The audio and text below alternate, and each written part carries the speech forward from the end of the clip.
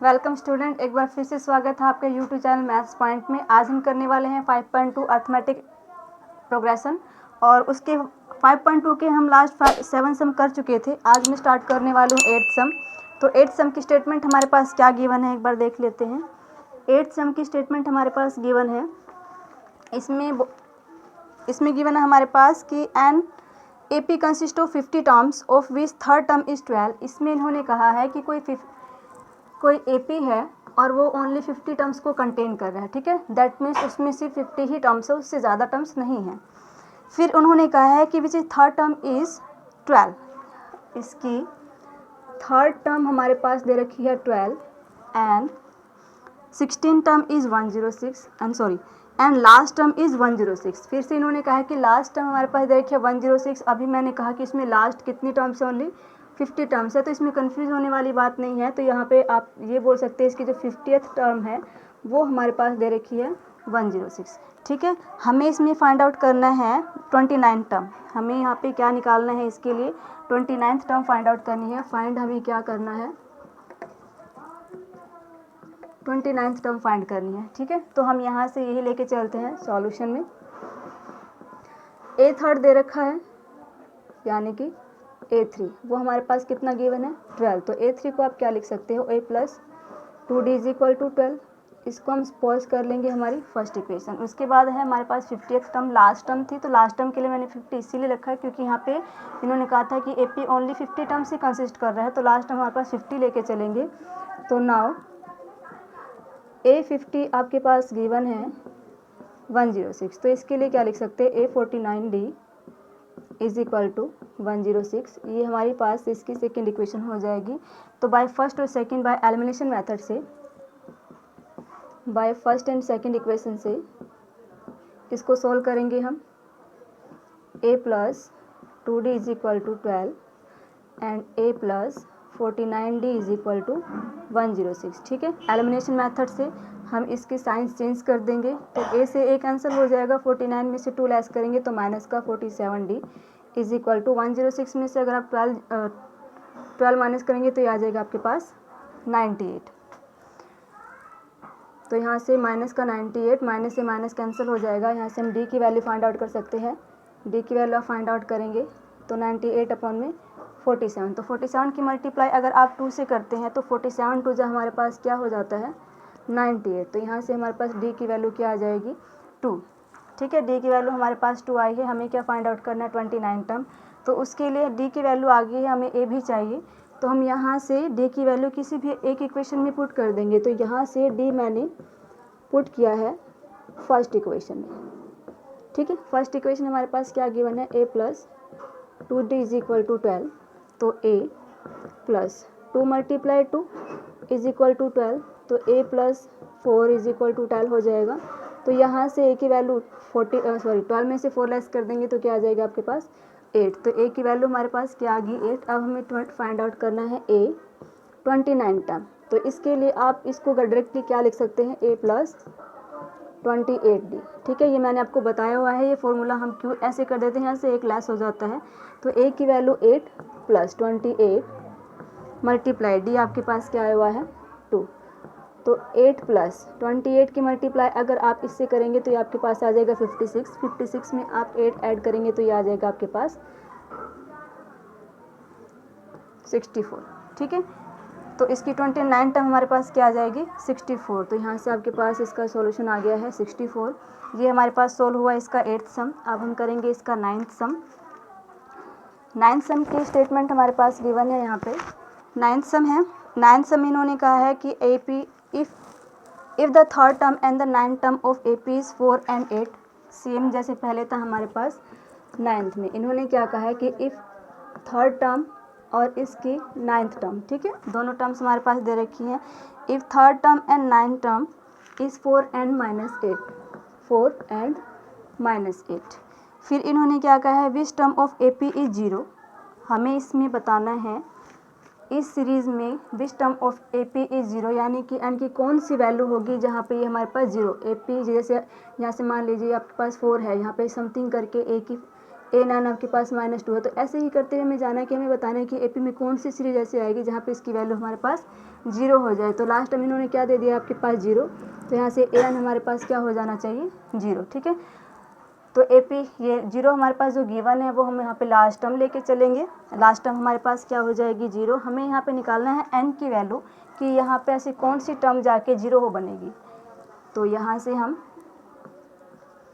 AN को रख लेते हैं 0। तो अब यहीं से हम दो इक्वेशंस बनाएंगे सॉल्यूशन में। A3 हमारे पास गिवन है 4, तो इसको हम लिख सकते हैं A + 2D = 4। ऐसे ही A9 गिवन है -8, तो इसको हम A + 8D = -8 लिख सकते हैं, ठीक है। फिर से वही bye first and second equation, bye first and second equation, bye first and second equation से फिर से हम उसको एलिमिनेशन मेथड से सॉल्व करेंगे। तो A + 2D = 4 and A + 8D = -8।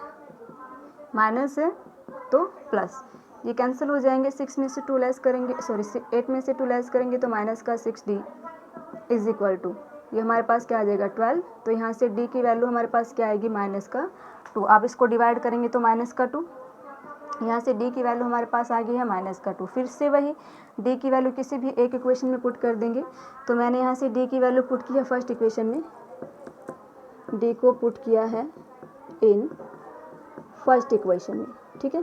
First equation हमारे पास क्या गिवन है A + 2D = 4, यही गिवन था A + 2D। तो D की वैल्यू हमारे पास क्या आई है -2 = 4। तो यहाँ से A हमारे पास क्या आ जाएगा 8, माइनस है उधर जाके प्लस हो जाएगा, तो A की वैल्यू हमारे पास क्या आ गई है 8। अब हमें बताना है ऐसी कौन सी टर्म पे ये जाके 0 बनता है।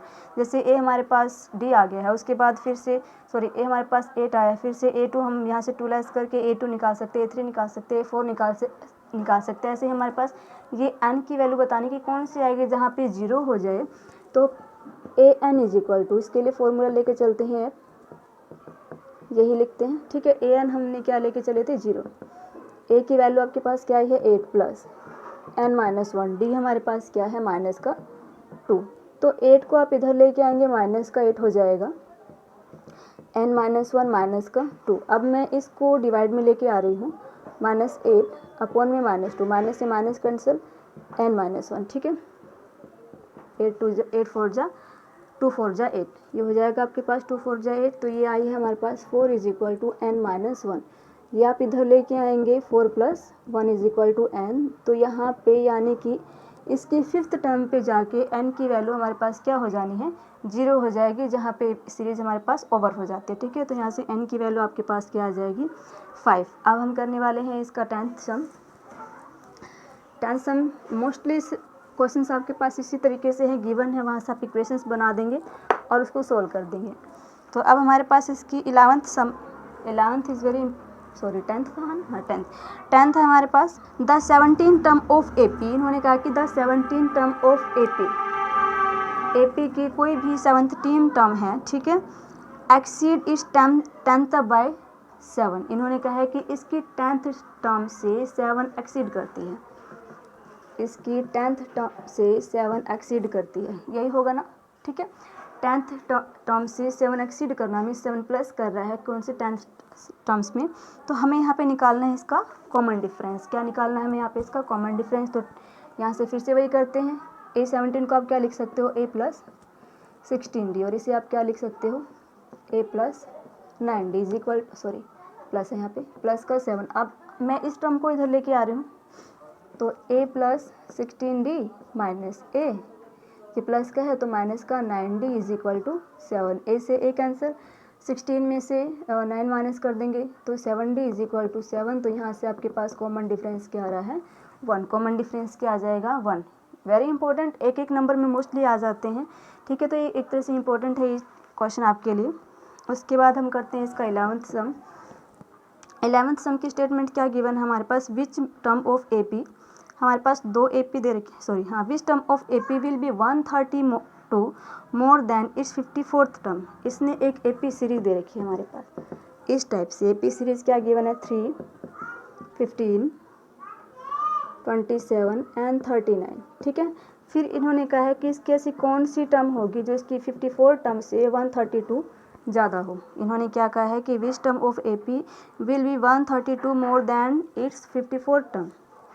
तो हमें बताना है कि AP सीरीज़ में ऐसी कौन सी टर्म होगी जो इसके 54 टर्म से 132 ज़्यादा होनी चाहिए, ठीक है। ये याद रखना कौन सी टर्म होगी जो इसकी 54 टर्म से 132 ज़्यादा हो। तो पहले हम यहाँ पे लेके चलते हैं सॉल्यूशन में। डायरेक्टली मैं D निकाल सकती हूँ, कन्फ्यूज़न वाली बात नहीं है। तो D हम निकालेंगे A2 माइनस A1 15 माइनस 3, तो यहाँ से D आपके पास क्या आ जाएगा 12। मैं डायरेक्टली यही लेके चल रही हूँ। Now AN is equal to A54 plus 132। तो AN को आप क्या लिख सकते हो A plus N minus 1D, और इसको क्या लिख सकते हो A प्लस 53 D प्लस 132। तो हम अब इसको यहीं पे सॉल्व कर देंगे। A की वैल्यू मैं नहीं रख रही क्योंकि ये कट जाएंगे, ठीक है। A plus N minus 1D हमारे पास क्या गिवन था 12 इज इक्वल टू, फिर से हमारे पास A प्लस 53 मल्टीप्लाई 12 प्लस 132, ठीक है, ये गिवन है। मैंने यहाँ पे A की वैल्यू क्यों नहीं रखी, अगर मैं यहाँ पे 12 रखती हूँ यहाँ पे 12 रखती हूँ तो कट जाएंगे। आप एक बार सीधे लेके आएंगे तो ये कट जाते नहीं पार्ट, तो यहाँ पे यही कैंसिल हो गया। N minus 1 12 is equal to 132 को 53 को अगर आप 12 से मल्टीप्लाई करेंगे तो बातें 36 60 और 3, ठीक है 636 प्लस 132। फिर से N minus 1 12 is equal to, अगर आप इसको ऐड करते हैं तो ये आपके पास कितना आता है 768। क्या आ जाएगा 768। तो अब मैं इसको 12 से डिवाइड कर रही हूँ, तो N minus 1 is equal to 768 divide by 12, तो डिवाइड हो जाएगा ये 64 आ जाएगा। अगर आप इसको डिवाइड करेंगे तो 64 आ जाएगा। तो N is equal to 64 plus 1, तो N की वैल्यू हमारे पास क्या आ जाएगी 65, ठीक है। तो N की वैल्यू हमारे पास क्या निकल के आ रही है 65। तो यानी कि ये N 65 टर्म होगी जो 54 टर्म से 132 ज़्यादा हो जाएगी। तो यहाँ तक कंप्लीट होते हैं हमारे इसके 11th सम। अब हम करेंगे इसका 12th सम।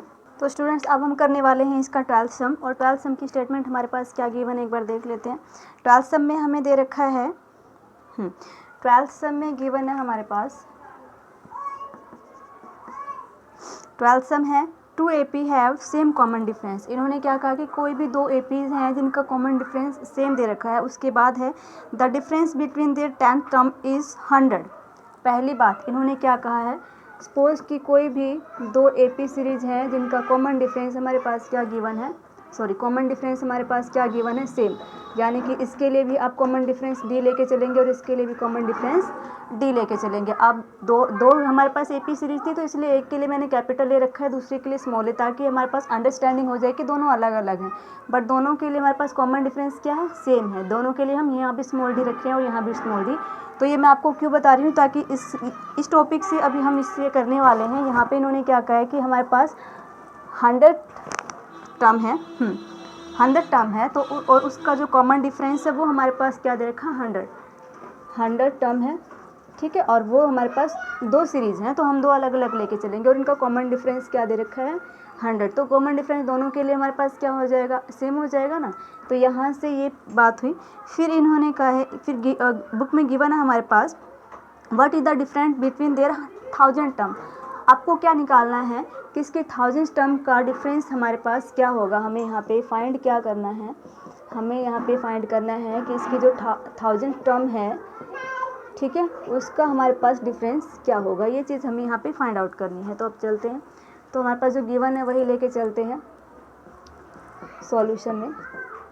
A100 माइनस A100 हमारे पास क्या दे रखा है 100 गिवन है, तो इसको आप क्या लिख सकते हैं A minus A plus 99D, ठीक है। यहाँ भी A minus 99D is equal to 100। इसमें कंफ्यूज होने वाली बात नहीं, मैंने A प्लस 99D ये गिवन है हमारे पास। तो अब ये A plus 99D minus bracket से बाहर लेके आएंगे माइनस, फिर से प्लस माइनस माइनस हो जाएगा, minus 99D is equal to 100। तो ये सॉरी यहाँ से हमारे पास प्लस माइनस का 99 और प्लस का 99 ये कैंसिल हो रहे हैं। हमारे पास क्या बचा, a माइनस का small a is equal to 100। ये हमारे पास बचे यहाँ पे a minus small a is equal to 100। हमें फाइंड आउट क्या करना है, ये पार्ट, ठीक है। तो इस पार्ट के लिए नाउ, इस पार्ट के लिए हम फिर से वही प्रोसीजर करेंगे। ये आपको निकालना है, ठीक है, ये हमारे पास निकालना है। इसको मैं डी ही मान के चलती हूँ, तो इसको मैंने डी ही मान के चला है, ठीक है। तो यहाँ से हमारे पास क्या है, ये a माइनस 1000 और a small a 1000 is equal to d. ये डी मैंने क्या लेके चले, डिस्टेंस लेके चले, ये हमें फाइंड आउट करना है। तो इसके लिए आप क्या लिख सकते हैं, a plus 999d minus a plus 999d, ठीक है, इज इक्वल टू, ये डिस्टेंस हमें निकालना है। 999d कैसे, जैसे हमारे पास ये होता था ना, a 10th निकालना है तो a प्लस 9d आप लिखते थे, तो इसी तरीके से ये हो जाएगा। तो अब फिर मैं इसको सोल्व कर रही हूँ, a plus 999d 99,000d minus का a, फिर से आप इसको ब्रैकेट से बाहर लेके आएंगे तो ये फिर से 999d is equal to D, ठीक है। ये देखो, ये आपके पास कैंसिल हो गए। तो अब हमारे पास यहाँ से क्या आ रहा है, यहाँ से हमारे पास आएगा a minus a is equal to d. अब देखो आपके पास a माइनस a की वैल्यू क्या थी, 100। a माइनस a की वैल्यू क्या थी, 100।